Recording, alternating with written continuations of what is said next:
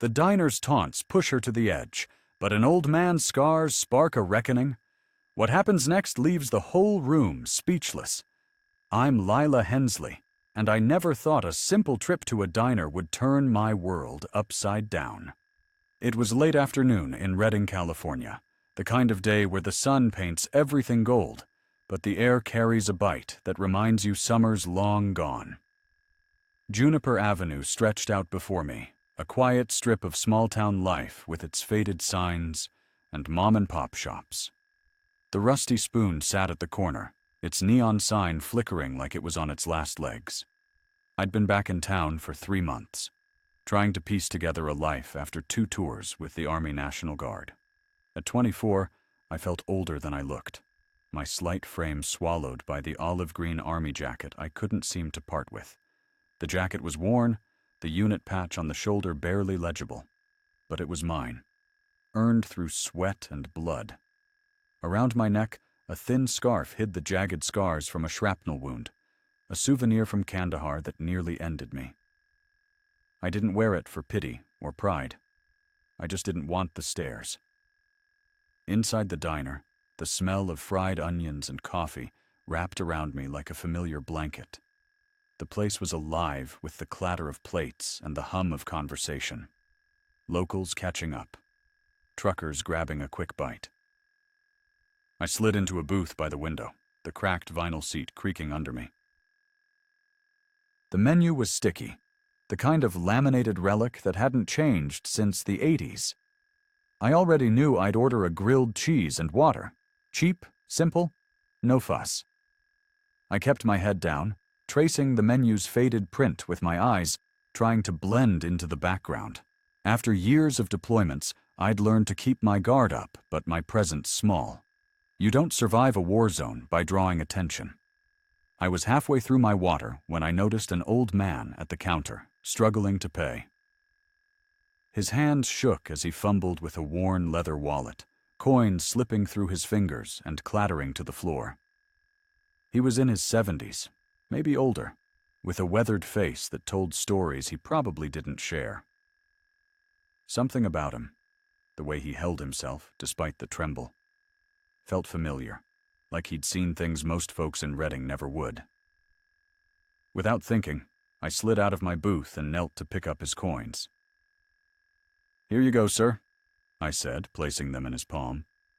My voice was soft, steady, the way I'd been taught to speak to civilians. He looked at me, his pale blue eyes sharp despite his age. "Kinda you, miss," he said, his voice rough but warm. "Not many would bother." I gave a small nod and went back to my seat, feeling the weight of his gaze linger. I didn't think much of it until I caught the snickers from a table nearby. A group of teenagers, 4 of them, loud and full of themselves, were staring. The leader, a kid in a backwards baseball cap, pointed at my scarf. "What's she hiding under that thing?" he said, loud enough to carry. "Bet it's some wannabe tattoo." His friend, a girl with bright pink nails tapping her phone, giggled. "Or she's just trying to look tough in that army jacket. Like, who wears that to a diner?" My jaw tightened, but I kept my eyes on my plate, where Cheryl, the waitress, had just dropped off my grilled cheese. Her name tag was crooked, and she looked like she'd been on her feet for 12 hours straight. I wasn't here to start trouble. I'd faced worse than a few mouthy kids. Insurgents, sandstorms, nights when I wasn't sure I'd see morning. But their words stung, sharp and careless, like a blade flicked across skin. I adjusted my scarf, making sure it covered the scars, and took a bite of my sandwich. It tasted like nothing. The boy, Tyler, I'd later learn, kept going. "Yo, scarf girl, what's the deal? You hiding a hickey or something?" His friends laughed harder, and the girl, Kayla, chimed in. "It's creepy. Just take it off." I took a slow breath, my training kicking in. Stay calm. Assess. Don't escalate. Cheryl glanced over, her eyes tired but sharp, but she didn't step in. She had a diner to run, and these kids weren't breaking anything. Yet. The old man at the counter, whose name tag read Vernon, turned slightly, his eyes narrowing as he caught their words.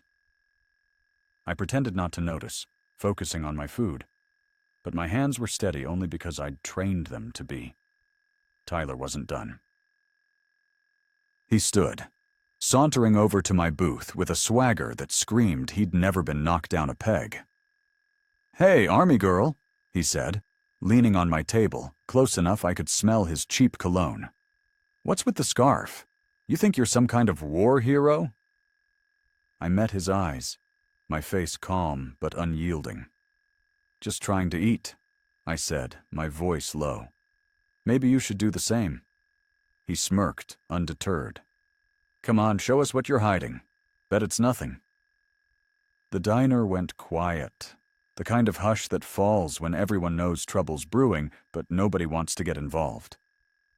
Cheryl froze, coffee pot in hand. Vernon straightened, his trembling hand suddenly still. My heart pounded, but I kept my face steady. I'd survived too much to let some kid rattle me. Still, the weight of their stares, the snickers, the casual cruelty, it hit harder than I expected. I'd come home to find peace, but all I found was this. You won't believe who stood up for me next. This is just the start. Things get heavier from here. The air in the rusty spoon turned thick, like the moment before a storm breaks. Tyler Grayson loomed over my table, his smirk sharp as a razor, his friends egging him on with stifled laughs. Kayla, her pink nails flashing as she waved her phone, called out, "Bet she's faking the whole soldier thing. That jacket's probably from Goodwill." The words cut, not because they were true, but because they were so careless, thrown out like trash for everyone to see. I gripped my water glass, the cold biting into my palm, and forced myself to stay still. I'd faced worse. Bullets, bombs, the kind of fear that claws at your gut. But this was different. This was home, and it wasn't supposed to feel like a battlefield. Tyler leaned closer, his fingers brushing the edge of my scarf. "Come on, let's see it," he said, his voice dripping with mockery. "What's the big secret? You hiding some freaky scar or what?" "Don't," I said, my voice low but sharp, like a warning shot. My hand moved fast, pushing his away. Not hard, just enough to set a line. I didn't want to fight, but I wasn't about to let him touch me. My scars weren't for him to gawk at. They were mine, carved into me by a moment I'd never forget. The blast, the heat, the weight of my buddy's limp body as I dragged him from the wreckage. I didn't wear them like a badge, but I carried them, same as I carried the memory of every soldier I'd served with. Tyler stepped back, laughing like I'd just proved his point. "Touchy, huh? What's the matter, army girl? Can't handle a little joke?" His friends howled, and Kayla's voice cut through. "Seriously, it's pathetic. If you're such a tough soldier, why you hiding?" My cheeks burned, not from shame, but from the effort it took to stay quiet. I could feel the diner watching, their eyes like pinpricks on my skin. Cheryl, the waitress, finally stepped forward, wiping her hands on her stained apron. "All right, kid," she said, her voice rough with exhaustion. "Back off. Let her eat in peace." Tyler rolled his eyes, not budging. "I'm just asking a question. If she's really some army chick, why is she so quiet about it? What's she hiding?" I wanted to tell him. Wanted to rip off the scarf and show him the jagged lines across my neck, the ones that ached when the weather turned cold. Wanted to tell him about the blood, the screams, the way I'd kept going even when my vision blurred and my lungs burned. But I didn't. I'd learned long ago that people like Tyler don't hear stories. They just see what they want to see. Vernon, the old man from the counter, stood slowly, his movements deliberate, like he was measuring every step. His flannel shirt was faded, his baseball cap worn, but there was something in his posture, shoulders squared, spine straight, that made the room take notice. "You kids need to learn some respect," he said, his voice cutting through the noise like a blade. It wasn't loud, but it carried, the kind of authority that didn't need volume. She's not bothering you. Leave her be." Tyler turned, his smirk faltering for a heartbeat before he doubled down.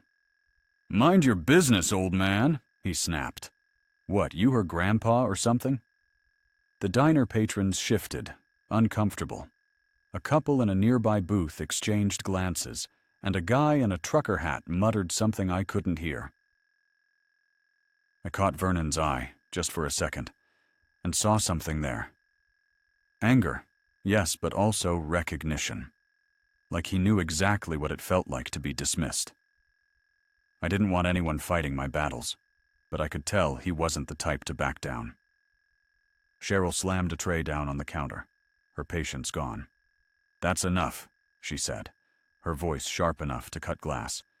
"You kids either sit down and eat or get out. I'm not running a circus." But Tyler wasn't done. He turned back to me, his eyes narrowing. "You know what? If you're such a big deal, prove it. Show us the scars, or are you just playing dress-up?" My heart slammed against my ribs, but I kept my face still. I'd face death. I could face this. The urge to tear off the scarf was strong, to shove the truth in his face, but I wouldn't give him the satisfaction. Instead, I stood, slow and deliberate, and pulled a $10 bill from my wallet. "I'm done here," I said, my voice quiet but firm. I dropped the bill on the table and headed for the door, my boots heavy on the linoleum. The bell jingled as I pushed it open, the cool evening air hitting me like a slap. Behind me, the diner was silent, save for the faint hum of the air conditioner and Vernon's voice, low and heavy. "You're gonna regret that, kid," he said, and there was something in his tone that made my skin prickle, even as I stepped outside. I stood by my truck in the parking lot, the streetlights casting long shadows across the asphalt. My hands were in my pockets, my scarf still tight around my neck. I wasn't angry, not the way I used to get. This was something deeper, a mix of hurt and exhaustion.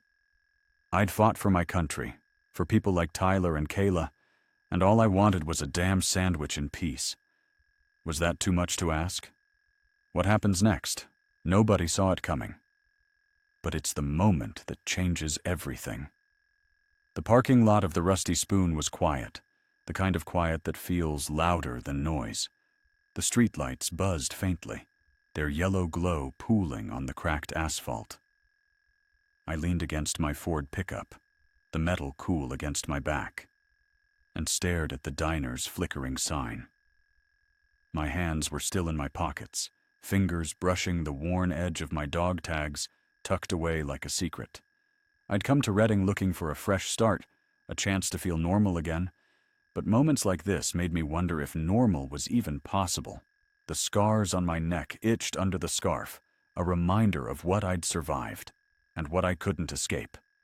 Inside, the diner was still humming, though the energy had shifted. Tyler and his friends were back in their booth, their laughter quieter now, like they'd won but weren't sure what. Cheryl was pouring coffee, her movements mechanical, her face set in a way that said she'd seen too many scenes like this. But Vernon, he was different. He hadn't sat down.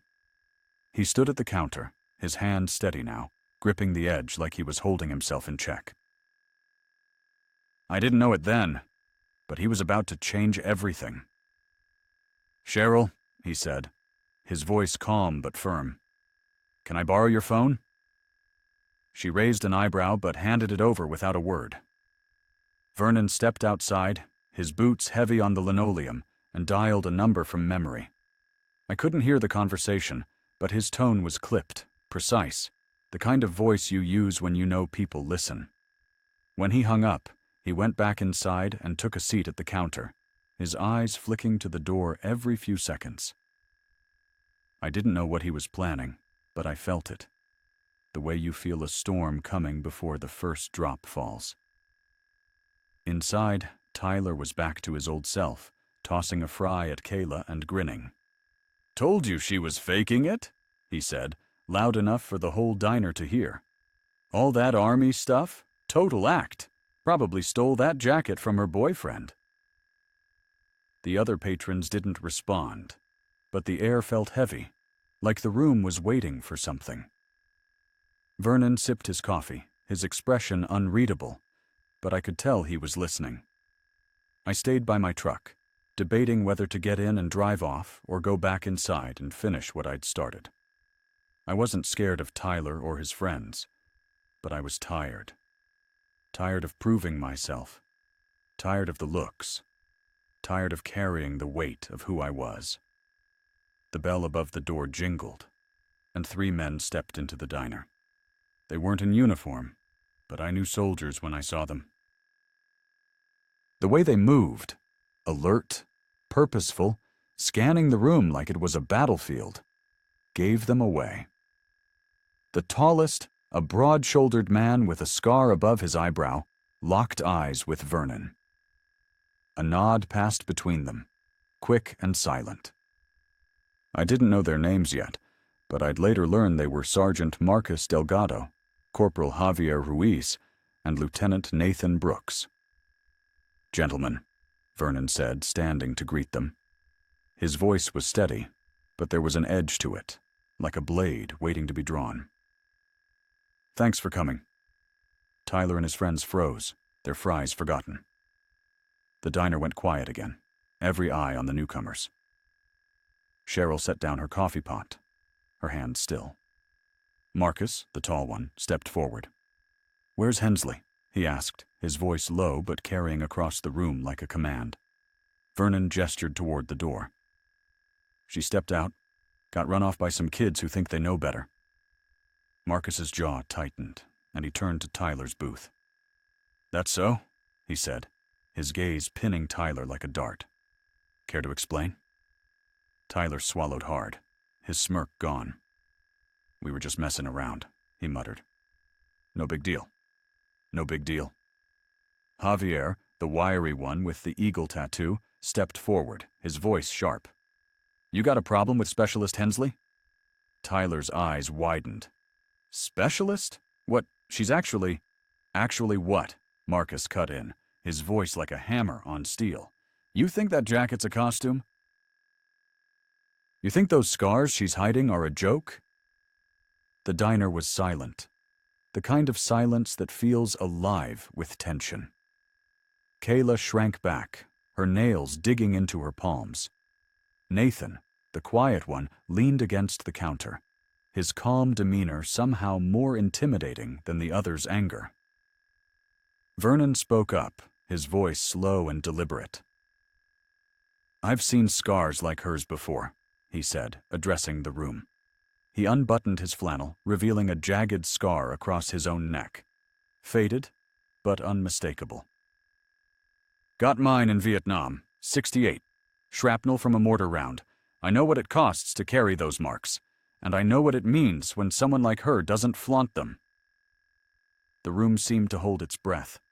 Tyler's face was pale, his bravado shattered. Kayla looked like she wanted to disappear.